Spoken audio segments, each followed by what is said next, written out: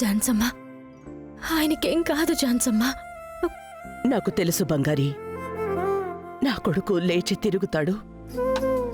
వాడు చూడాల్సింది ఇంకా చాలా ఉంది. వాడికి నయం అవుతుంది.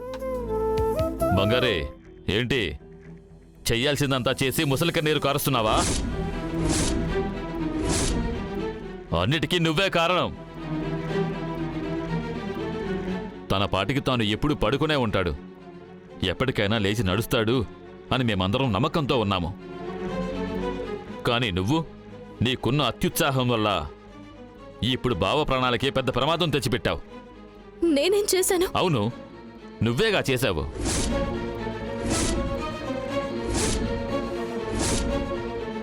ఇంట్లో ఉన్న బావని బయటికి తీసుకుని వెళ్ళావు.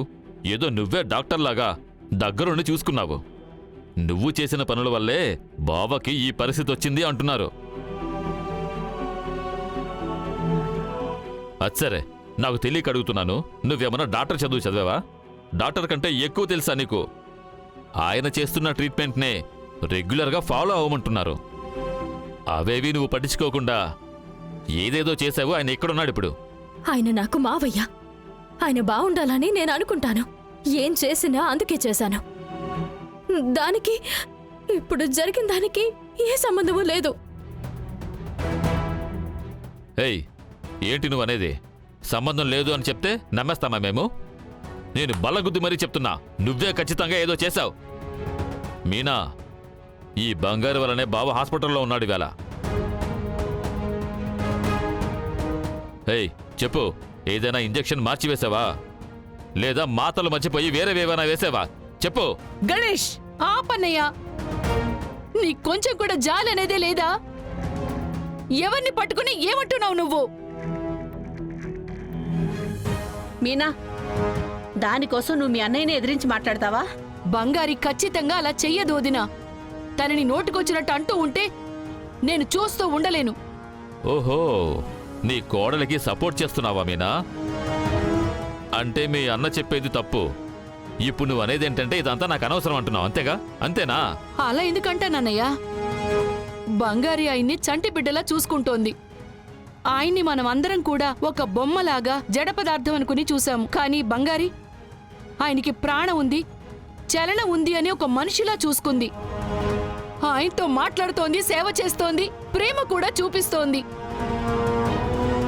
అలాంటి అమ్మాయిని నువ్వు తప్పుగా మాట్లాడితే నేనెలా తట్టుకోగలనన్నయ్యా? మిగిలిన విషయాల్లో బంగారిని నువ్వేమైనా అను, అది నేను ఒప్పుకుంటాను. కానీ ఆయన విషయంలో బంగారిని తప్పుగా మాట్లాడకన్నయ్యా. బంగారి వల్ల ఆయనకి మంచి మాత్రమే జరుగుతోంది. ఎట్టి పరిస్థితుల్లో ఆయనకి చెడు అనేదే జరగదు.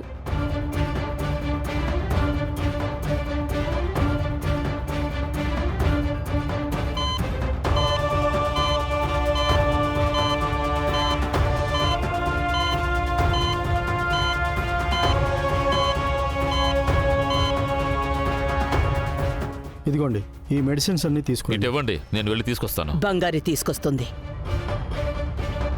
డాక్టర్, మా అబ్బాయికి ఎలా ఉంది? భయపడాల్సింది ఏం లేదమ్మా. పల్స్ నార్మల్గానే ఉంటుంది. ప్రాణాలకు ఎలాంటి ప్రమాదం లేదు.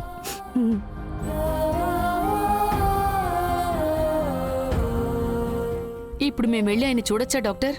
మీరు ఒక హాఫ్ అన్ అవర్ ఉండండి, ఆ తర్వాత వెళ్ళి చూడొచ్చు. జాన్సమ్మా, నేను వెళ్ళి మందులు తీసుకొస్తాను.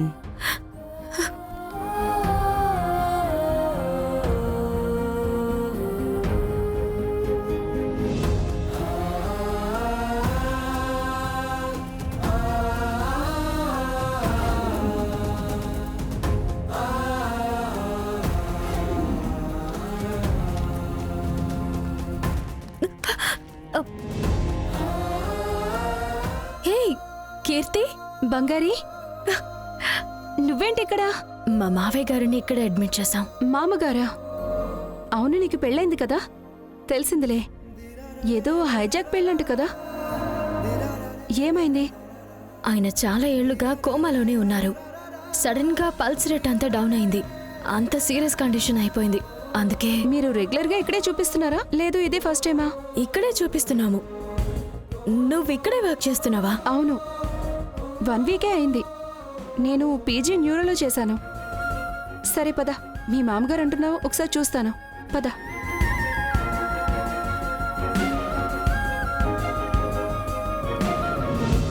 బంగారి, నువ్వు ఇక్కడే ఉండు, నేను లోపలికి వెళ్ళి చూసొస్తాను.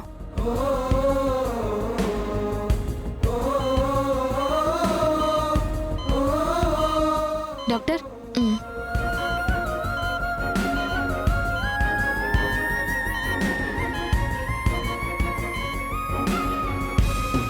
ఎవరు తను? ఆ, నా ఫ్రెండ్ తను ఇక్కడ చీఫ్ డాక్టర్గా ఉంటుంది. లోపలికి ఎందుకు వెళ్ళిందంట?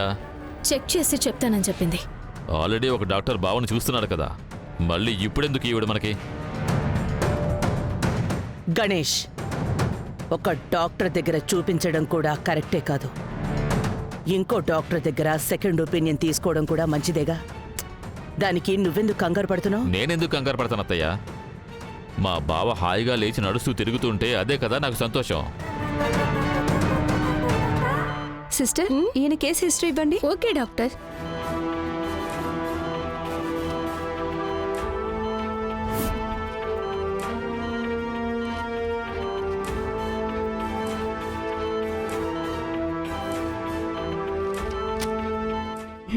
All right.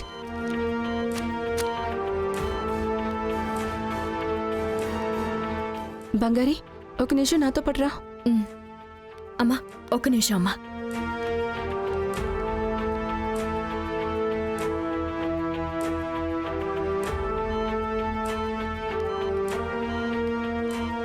ఏమైంది కీర్తి?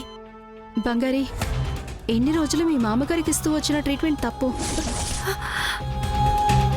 ఏమంటున్నావు కీర్తి? అవును, తప్పుడు మందులు ఇస్తూ వచ్చారు.